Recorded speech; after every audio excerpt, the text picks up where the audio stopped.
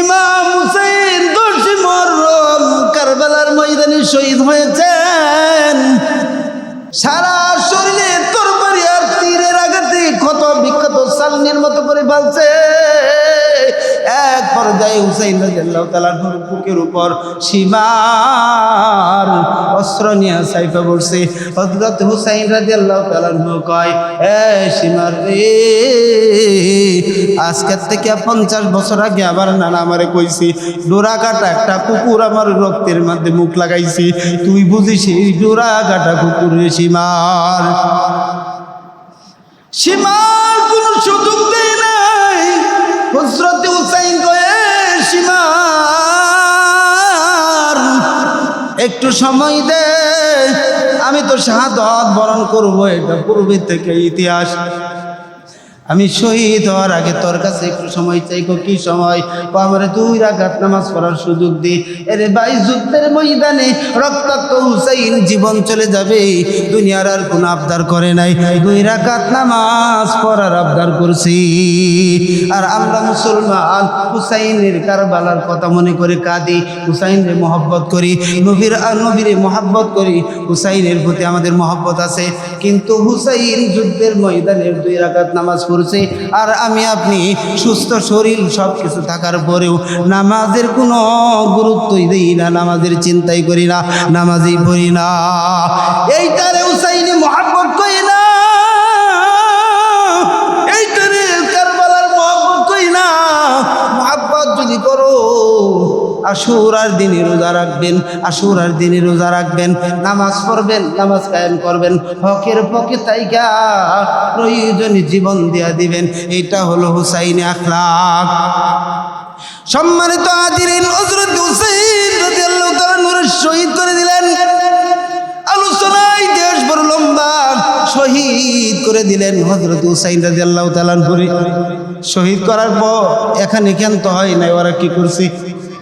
হযরত হুসাইনের মাথাটা কাইটা আলাদা কইরা একটা প্লেটের মধ্যে নিয়া ইয়াজিদের গভর্নর জিয়াদের সামনে, পায়ের নিচে সামনে নিয়ে রাখছে।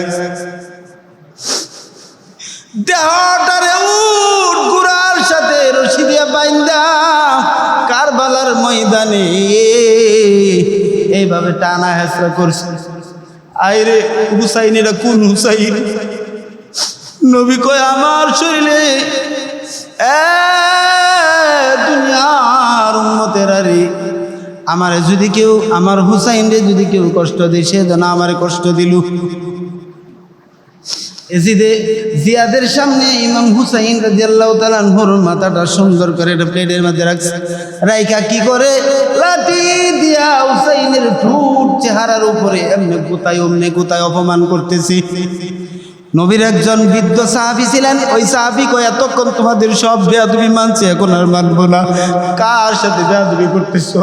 হুসাইনের টুটির উপর, হুসাইনের টুটের উপর আমি নিজে দেখছি আমার নবী, রহমতের নবী হুসাইনের ঠোঁটের উপর অসংখ্য চুমু দিছে। আর জিয়াদ, তুমি আমার নবীর আওলাদ, হুসাইনের ঠোঁটের উপর লাঠি ঘোরায় ঘোরায় বেয়াদবি করতেছ। ইয়াজিদি মুসলমান এখনো কিন্তু জমিনে আছে, জোর করে ক্ষমতা দখল করতে চাই, জোর করে ক্ষমতায় থাকতে চাই, জোর করে ক্ষমতার জন্য যা ইচ্ছা তাই করতে পারে, করতেছে পরে। সম্মানিত হাজিরিন, ইমাম হুসাইন রাদিয়াল্লাহু তাআলা একা হয়ে গেলেন, ভাই চলে গেলেন। কুফা থেকে মুসলমানরা, কুফা থেকে চিঠি লিখতেছে, ও হুসাইন, আপনি আমাদের এখানে আসেন, বেড়াইতে আসেন, ইজ্জত করতে আসেন, আমরা আপনার কাছে বায়াত করব। এজিদের কাছে আমরা বায়াত করি নাই, কারণ এজিদ মনোনীত সে খলিফা না, আমরা তারে মানতে রাজি না। আপনি নবীর আওলাদ, হুসাইন জীবিত আছেন, আমরা এজিদের কাছে বায়াত করব না, আপনি আসেন, আমরা হাজার হাজার মুসলমান আপনার অপেক্ষায় আছি। কিন্তু হুসাইন রাদিয়াল্লাহু তাআলা আনহুর কাছে চিঠি আসতে লাগলো। হুসাইন রাদিয়াল্লাহু তাআলা আনহু কয়, ওখানে কি আমার যাওয়া ঠিক হবে কিনা? সাহাবীরা পরামর্শ করলেন। আব্দুল্লাহ ইবনে আব্বাস রাদিয়াল্লাহু তাআলা আনহু কয়, ও হুসাইন, ওখানে যাওয়া ঠিক হবে না, কারণ করে আপনার আব্বা আলীকেও মারছে, ওরা এদের ইতিহাস খুব খারাপ, ওরা আপনার সাথে গাদ্দারি করবে, ওখানে যাওয়া যাবে না। হুসাইন রাদিয়াল্লাহু তাআলা আনহু বললেন, তাহলে ঠিক আছে, একজন প্রতিনিধি পাঠাই, গোয়েন্দা পাঠাই। মুসলমান একজন পাঠাইলেন, নবীর একজন সাহাবী মুসলিম বিন আকিল রাদিয়াল্লাহু তাআলা আনহুকে পাঠাইলেন। তিনি গেলেন কুফায়, গিয়ে দেখলেন আসলে অনেক মুসলমান অপেক্ষায় আছে। তিনিও চিঠি লিখলেন যে হ্যাঁ, আল্লাহর নবীর আদরের নাতনি হুসাইন, আপনি আসেন, অনেক মানুষ আপনার অপেক্ষায় আছে, মুসলমান হবে।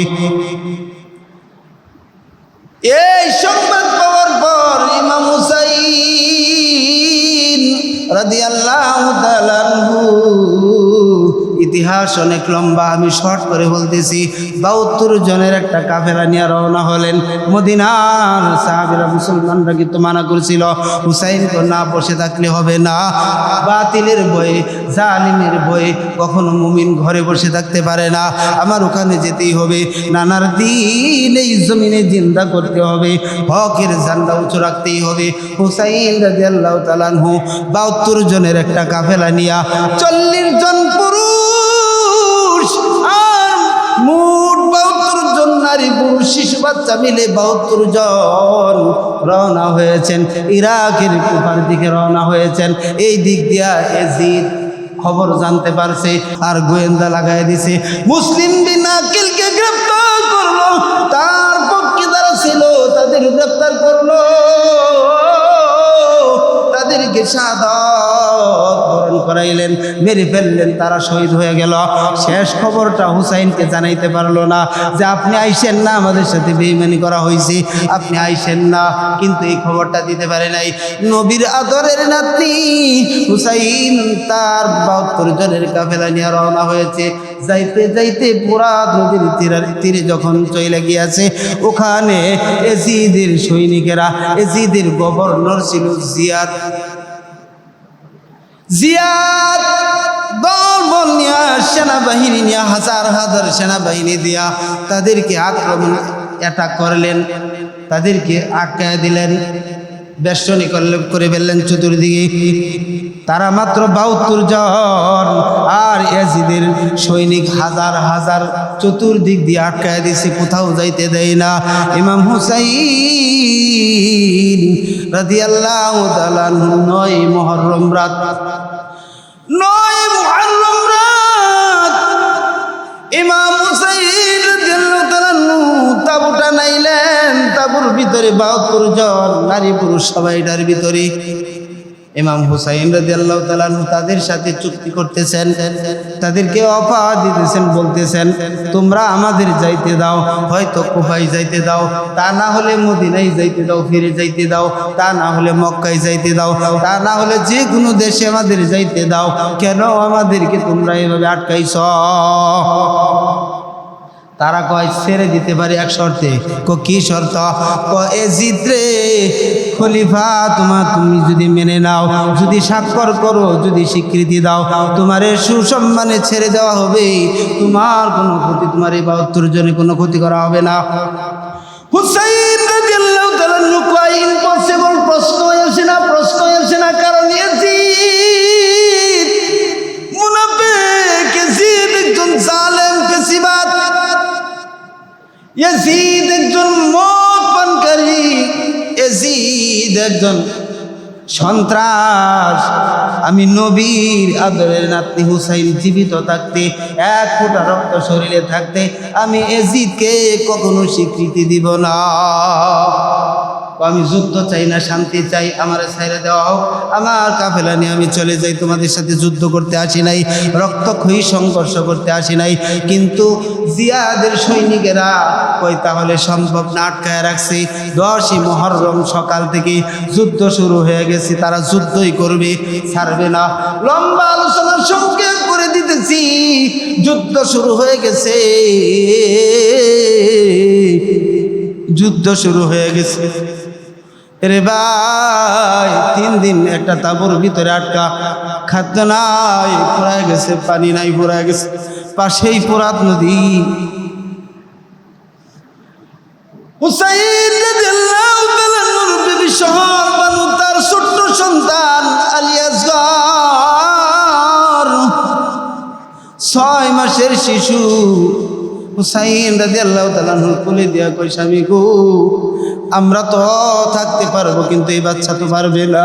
এই তোরা এই ফোরাত নদী থেকে একটু পানি পান করে আনেন, কারণ বুকের দুধও শেষ হয়ে গেছি, আমাদের পেটে কোনো খাদ্য নাই, আমরা তো কিছু সময় ধৈর্য ধরতে পারবো। আমার এই ছোট্ট আলী আসগর তো বাঁচবে না, একটু পানি পান করায় নিয়ে আসেন। হুসাইন রাদিয়াল্লাহু তাআলা আলী আসগর রে কোলে নিয়া উঁচু করে কয়, ও ইয়াজিদের সৈনিকেরা, আমার সাথে তোমাদের শত্রুতা থাকতে পারে, আমার সাথে তোমাদের রাগ থাকতে পারে, আমার যা মন চাই কইরো, কিন্তু এই আমার ছোট্ট আলী আসগরের একটু পানি পান করার সুযোগ দাও।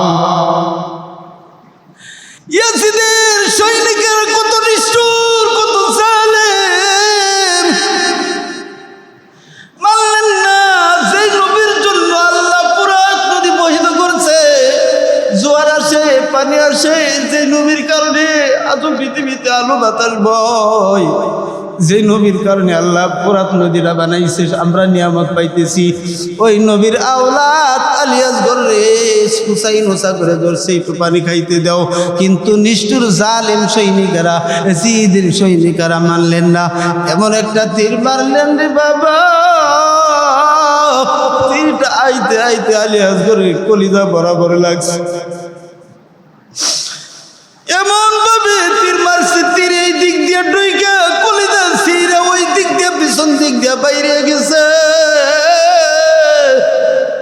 হুসাইন চিৎকার মারছে, তোরা কি করলি রে, কি করলি? তোরা না মুসলমান, নবীর আওলাদ, এই ছোট্ট বাচ্চাটারে তোরা সহ্য করতে পারলে না, খুলে করে নিয়া শহর বানুর কাছে নিয়া খয় নিয়াও তোমার সন্তান এমন পানি খাওয়াইছি, জীবনে আর কোনোদিন তোমার সন্তান পানি চাইবে না গো। হযরত হুসাইনের আরেক সন্তান আলী আকবর যুদ্ধের পোশাক পরছে, যুদ্ধের ময়দানে যাবে, মা কাছে বিদায় নিয়ে গেছে, মা বিদায় দেন, আমার যেই ভাই পানির কারণে মরছে, আমি আর জীবন রাখতে চাই না, যুদ্ধ করবো ওদের সাথে। যুদ্ধ করতে করতে তারও পানি পিপাসা হয়েছে, তাবুতে এসে মা একটু পানি খাওয়ানো যাবে কি, একটু পানি যদি পাইতাম ভালো হইতো। ও বাবা, তোর ছোট্ট ভাইরে দেখলে তো চোখের সামনে পানির জন্য মারলো, পানি যদি থাকতো তোর ভাই তো মরতো না।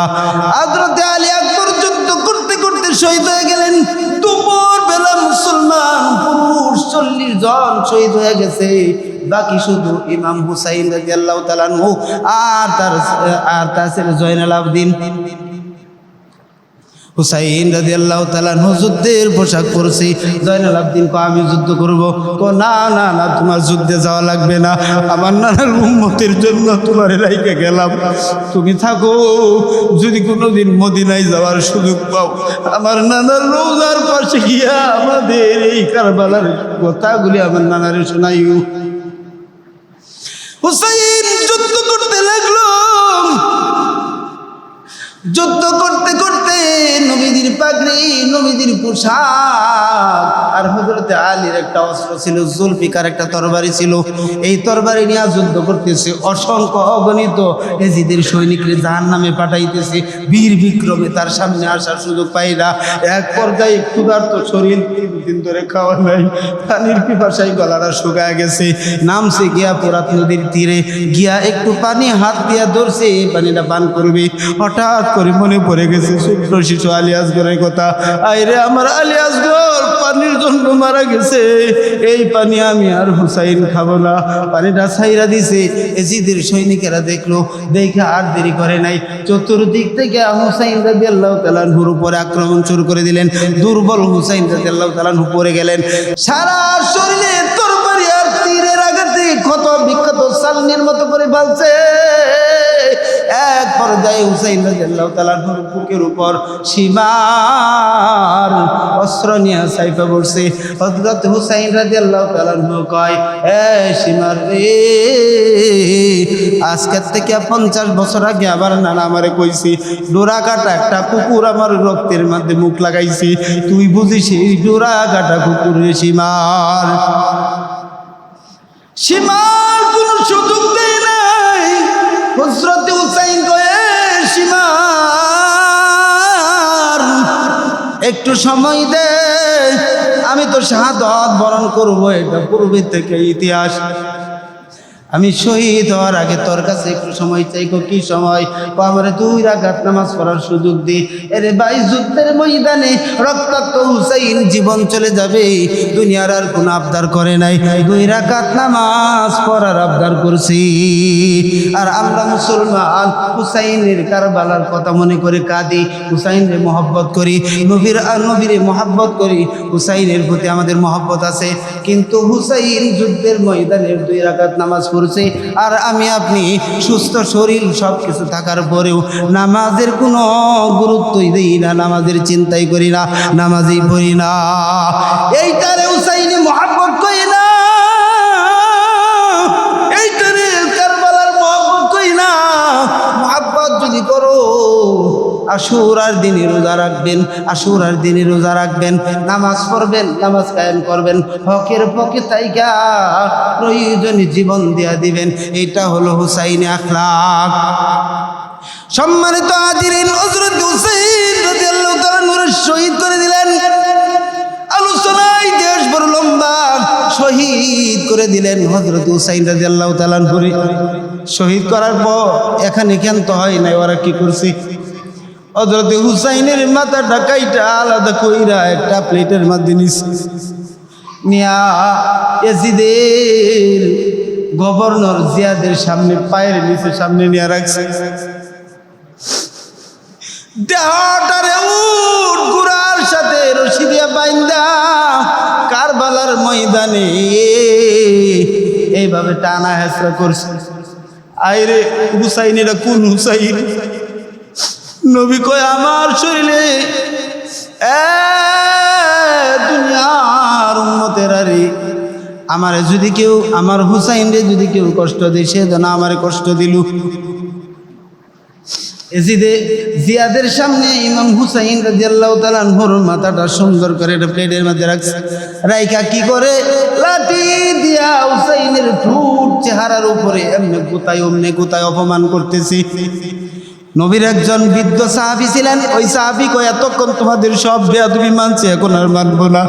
কার সাথে বেয়াদবি করতেছ? হুসাইনের টুটির উপর, হুসাইনের টুটের উপর আমি নিজে দেখছি আমার নবী, রহমতের নবী হুসাইনের টুটের উপর অসংখ্য চুমু দিছে।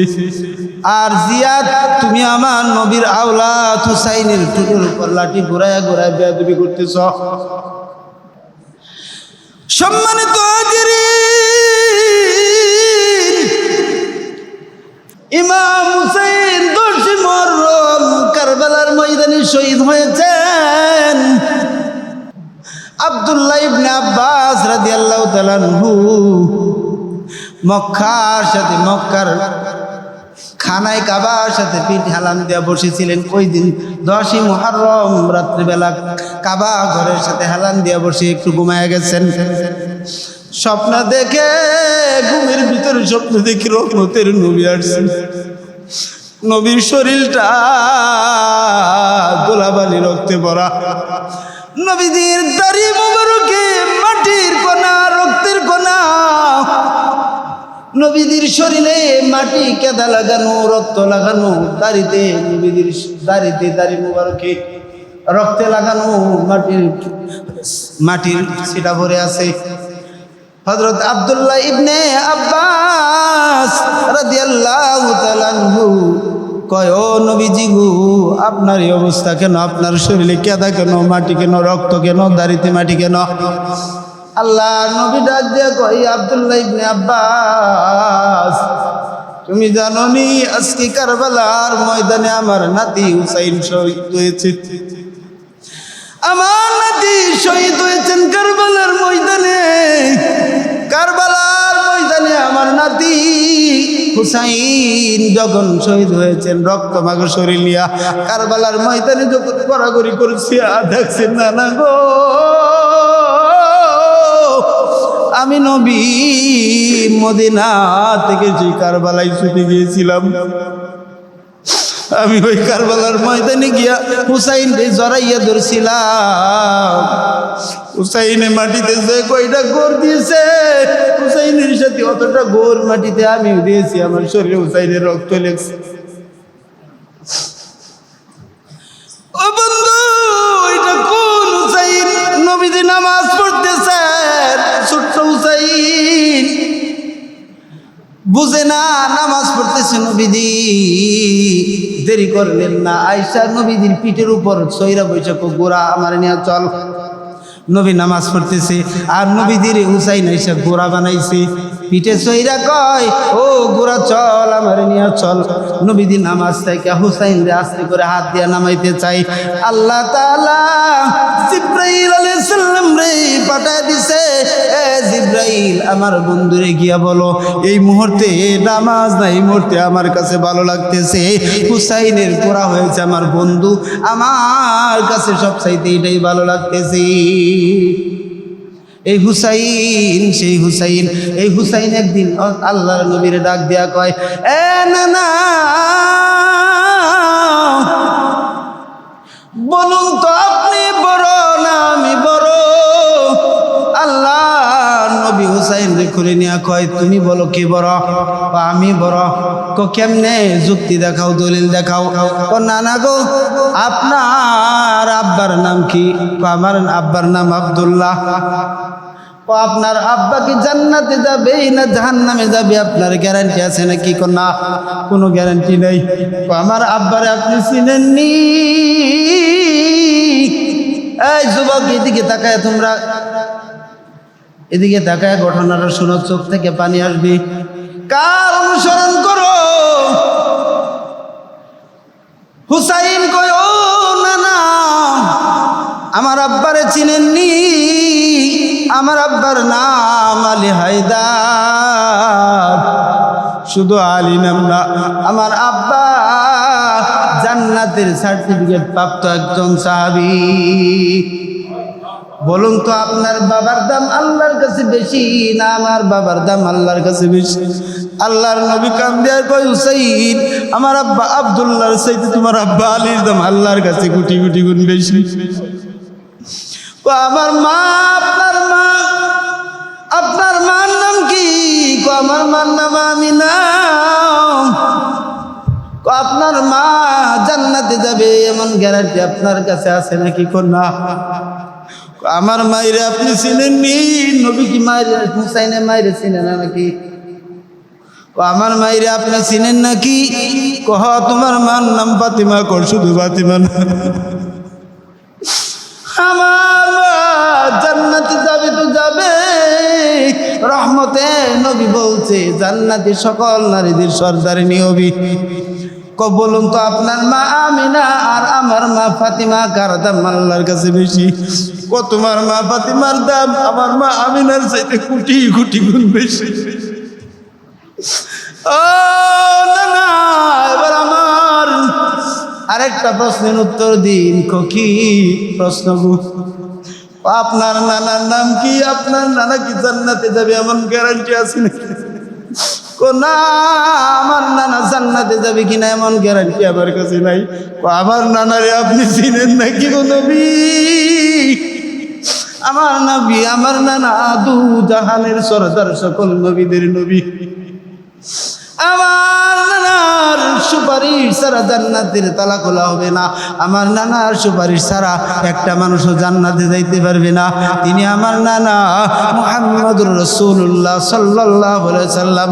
আল্লাহর নবী কেঁদে ফেললেন। হযরত হুসাইন বুকের সাথে জড়ায় ধরে কয়, হুসাইন রে তুমি আমার সব দিক থেকে তুমি আমার চাইতে বড় রে হুসাইন, সব দিক থেকে তুমি আমার চাইতে বড় হুসাইন, তুমি আমার চাইতে বড়। ওই হুসাইন কারবালার ময়দানে শহীদ হয়েছে। ইয়াজিদের সৈনিকেরা ক্ষমতার জন্য হুসাইন রাদিয়াল্লাহু তাআলা করে এইভাবে শাহাদাত বরণ করাইছে। মুহররমের 10 তারিখে কি ঘটাইলেন রব্বানা, কলিজা পাতিয়া যায় রে বলিতে তার ঘটনা।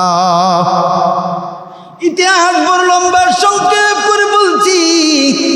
সম্মানিত হাজিরিন, হুসাইন কারবালার ময়দানে জীবন দেওয়া লাগতো না, যদি ইয়াজিদের শাসন মাইনা নিত, যদি বলতো হ আমি মানছি, তাহলে তারও সম্মান দিত, রাষ্ট্রপতির আসনে বসাইতো, বড় মন্ত্রী বানাইতো, সব কিছু ফিরি করে দিত। কিন্তু কয় না না না, বাতিলের কাছে কখনো মুসলমান হয়ে মাথা নত করবো না, এটা সম্ভব না, জীবন থাকতে তোমারে মানতে রাজি না। সম্মানিত হাজিরিন, এই জন্য আমি বলতেছি আপনাদের কাছে, কারবালা আশুরার ইতিহাস থেকে আমাদের শিক্ষা নেওয়া উচিত। বাতিলের কাছে কখনো মাথা নত করা যাবে না, বাতিলের কাছে মাথা নত করা যাবে না। হকের জন্য প্রয়োজনে জীবন দিতে হবে। নবীর আদর্শ, হুসাইনের আদর্শ ছিল দিন জিন্দা করা, দিন জিন্দা করা। কারবালার ময়দানে রক্তাক্ত শরীর নিয়েও নামাজ পড়ছি, আর আমরা মুসলমান নামাজ না পড়ে হুসাইনের মহব্বতের দাবিদার, হুসাইনের মহব্বত দেখাইতে চাই না। এই মহব্বত আল্লাহর কাছে গ্রহণযোগ্য হবে না। হুসাইনকে যদি মহব্বত করেন অবশ্যই নামাজ পড়তে হবে, বাতিলের সাথে কোনো আপোষ করা যাবে না। সম্মানিত হাজিরিন, এই মুহররমের দিনে আমাদের রোজা রাখতে হবে। এই মুহররমের আমল আমাদের রোজা রাখা লাগবে। রোজা দুইটা রোজা রাখবেন। ইহুদি নাসারারা একটা রোজা রাখতো, মুহররমে একটা রোজা রাখতো। আল্লাহর নবী বলছেন, কোনো অবস্থাতেই ইহুদি নাসারাদের সাথে যেন আমাদের কোনো কিছু মিল না হয়। আল্লাহর নবী বলছেন যে ইহুদি নাসারাদের সাথে যেন কোনোভাবেই আমাদের মিল না হয়। দুনিয়ার কোনো কাজে, কোনো অনুষ্ঠানে কোনোভাবেই এদের সাথে মিল থাকতে হবে না, থাকতে পারবে না। মুসলমান যারা, মুসলমানের সাথে ইহুদি নাসারাদের কোনো, ভালো করে যুব সমাজের উদ্দেশ্যে এই ওয়াজটা, ইহুদি নাসারাদের সাথে মুসলমানের কখনো কোনো মিল কোনোদিন নবী করে নাই, আপোষ করে নাই, হুসাইন করে নাই, কোনোদিন থাকতে পারবে না। ইহুদিরা তারা একটা রোজা করতো মুহররমের। আল্লাহ রাসূল কইছে যে আমাদের দুইটা করতে হবে, মুহররমের দিন অথবা আগের দিন একটা, পরের দিন একটা, দুইটা করবেন। মুহররমের দিন একটা তো করবেনই, সম্ভব হইলে আগের দিন, তার না হলে মুহররমের পরের দিন, মোট দুইটা রোজা করবেন। মা বোনদের বাড়িতে যায় কইেন, না কইলে তারা শিখবে কোনে, জানবে কোথায়। দুইটা রোজা করবেন। এই দুইটা রোজার অনেক বড় ফজিলত। এবার আসেন, আমি যে কথা বলতেছিলাম, ইহুদিদের সাথে আমাদের কোনো মিল থাকা যাবে না, কোনো কিছুই না, সাংসারিক না, সামাজিক না, রাজনৈতিক না, কোনো অবস্থাতে এদের সাথে মিল থাকা যাবে না। যদি মিল না থাকা যায় তাহলে এই যে বিশ্বকাপ খেলা শুরু হয়েছে, যুব সমাজ তোমাদের মিল তাদের সাথে কি করে হয়? এই যে যুব সমাজ তোমরা আর্জেন্টিনার ব্রাজিলের জন্য পতাকা, জীবন দিয়া, গেঞ্জি দিয়া, তাদের তরিকা, চুল চাটনি দিয়া কতভাবে ভালোবাসা দেখাইতেছ, এই ভালোবাসা তো হুসাইনের বিরুদ্ধে যায়, এই ভালোবাসা নবীর কথার বিরুদ্ধে যায়। তুমি মুসলমানের সন্তান হয়ে কিভাবে আর্জেন্টিনার, ব্রাজিল, যেই দেশে মুসলমানদের আজান দিতে দেয় না, নামাজ পড়লে আজান দিলে জেলখানায় না বন্দি করে। আমার বিশ্বাস যেই মুসলমানের ভিতরে রক্ত আছে, রক্তের ফোঁটা আছে, সেই মুসলমান কখনো আর্জেন্টিনা, ব্রাজিল, যেই দেশগুলো ইহুদিনা ছাড়া, যেই দেশে আজান দিতে দেয় না, নামাজ পড়তে দেয় না, এদেরকে কোনো মুসলমান সাপোর্ট করতে পারে না। আজকের পর থেকে দেখা যাবে কোন মুসলমান আর্জেন্টিনার পতাকা উড়ায় রাখছে, কোন মুসলমান আর্জেন্টিনার জন্য। আরে মুসলমান তুমি সাপোর্ট করলে খেলা তো দেখাই যায়, ঠিক না? যদিও দেখতে হয়, সাপোর্ট করতে হয়, তুমি দেখলে ইরানেরটা দেখবা, সৌদি আরবের পতাকা উড়াইবা। আর্জেন্টিনা তোমার চিনেই না, তুমি মুসলমান, তোমার আজানই দিতে দেয় না, নামাজ পড়তে দেয় না। এরা বিবাহ ছাড়া সংসার করে, সন্তান জন্ম নেওয়ার পরে বিবাহ করে। মেসি, যার ভক্ত মেসি, বিবাহ ছাড়া সন্তান 2-3 জন জন্ম দিয়ে তারপরে বিবাহ করে। তুমি কার সাপোর্ট করো? মুসলমান। তুমি তো হুসাইনের আদর্শ বিষয় নেই, তুমি তো নবীর উম্মত, নবী তো তোমার অপেক্ষায় আছে, আর তুমি আসো এজিদের অপেক্ষায়। আফসোস লাগে, দুঃখ লাগে, মুসলমান ফজরের নামাজে আসে না, অথচ রাত্রে সারা রাত জেগে থাকে 4টার সময় খেলা দেখার লেগে আর্জেন্টিনা, ব্রাজিলের। কথা বলেন ঠিক কিনা? ফজরের নামাজ কোনোদিন তুমি পড়তে পারো না, ঘুম থেকে উঠতে পারো না, আর সারা রাত জেগে থাকো, সারা রাত টিভি পর্দার সামনে বসে থাকো আর্জেন্টিনা, ব্রাজিলের খেলা দেখার জন্য। তুমি কেমন মুসলমান? তুমি তো হুসাইনি মুসলমান না, তুমি তো ইয়াজিদি মুসলমান। তোমার শরীরে যদি মুসলমানের রক্ত থাকে, তোমার বাবা যদি মুসলমান হয়ে থাকে, তুমি যদি নবীর উম্মত বলে স্বীকার করো, দাবি করো, আজকের পর থেকে আমি যুব সমাজকে দেখতে চাই আর্জেন্টিনা ব্রাজিল অন্তত পক্ষে বেরিগুলো সাপোর্ট করবে না। আছেন কেউ? এই যুব সমাজ আসো, এই যুব সমাজ হাত তুলে দেখাও। আজকের পর থেকে বেরিগুলো কোনো আর্জেন্টিনা ব্রাজিলের পতাকা থাকবে না। ঠিক আছে, কথা দিছ? সবাই কথা দিছেন? আল্লাহ তাআলা সবাই এই আশুরার মাসে হুসাইনি মুসলমান হিসেবে কবুল করে আল্লাহ যেন আমাদেরকে জান্নাতের গন্তব্যস্থান পর্যন্ত পৌঁছে দেন, বলেন আমিন। প্রয়োজনে ইরানি পতাকা টানাইবা, ইরান সাপোর্ট করবা। ইরান বিশ্বকাপে গেছে, ইরান ভাগের বাচ্চা। আমেরিকার মতো দেশ, ইসরায়েলের মতো দেশের উপরে সে কর্তৃত্ব, আলহামদুলিল্লাহ আমাদের জন্য এটা অনেক কিছু। যদিও তারা শিয়া সুন্নি একটু মতভেদ আছে, তারপরেও সাপোর্ট করবা। প্রয়োজনে ইরানের পতাকা উড়াই দিব, আমরা ইরান বেরি গোলাম, সবাই ইরান সাথে। আল্লাহ তাআলা সবাইকে কবুল করুন। যতটুকুন কথা বললাম আল্লাহ তাআলা আমাদের সবাইকে আমল করার তৌফিক দান করুন।